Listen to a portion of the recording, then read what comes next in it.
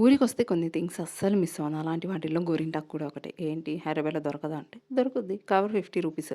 అదే ఆషాఢ మాసంలోనే. నార్మల్ టైంలో ఎక్కడ చెట్టు ఉందో మనం వెతుక్కుంటూ వెళ్ళి ఓనర్ వాళ్ళ పర్మిషన్ తీసుకొని కోసుకోవాలి. అండ్ ఇంటికొచ్చి గ్రైండ్ చేసి పెట్టుకోవాలి. ఇదంతా చాలా లాంగ్ ప్రాసెస్. అదే ఇక్కడైతే అదంతా ఏముండదు.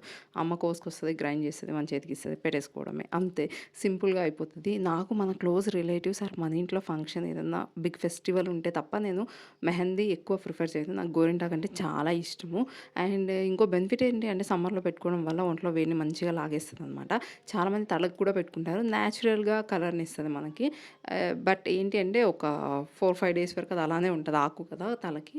అండ్ ఓపిక ఉన్న వాళ్ళు మంచిగా పెట్టేసుకోవచ్చు. ఆర్టిఫిషియల్ కలర్స్ యూజ్ చేయడం కన్నా ఇది చాలా బెటర్ అనమాట. అండ్ నా కొడుకు గూడా పెట్టుకున్నాడు. ఫర్ ద ఫస్ట్ టైమ్ నా కూతురు ఇంక పెట్టుకోదులెండి. అది కోన్ బ్యాచ్ అనమాట. తనకి కోన్ అంటే చాలా ఇష్టము. అదేంటో అండి నాకెప్పుడు ఆరెంజ్ కలరే పండుద్ది.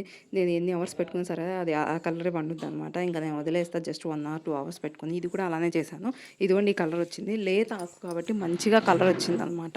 మా అమ్మ సిరిపాదాల గోరింటాకని ఏదో ట్రై చేసింది గానీ అంత వర్కౌట్ అయినట్లేదు. ఎందుకంటే దానికి కొంచెం ఎక్కువ గోరింటాకు ఉండాలని మాకిప్పుడే అర్థమైందనమాట. సబ్స్క్రైబ్ చేయండి.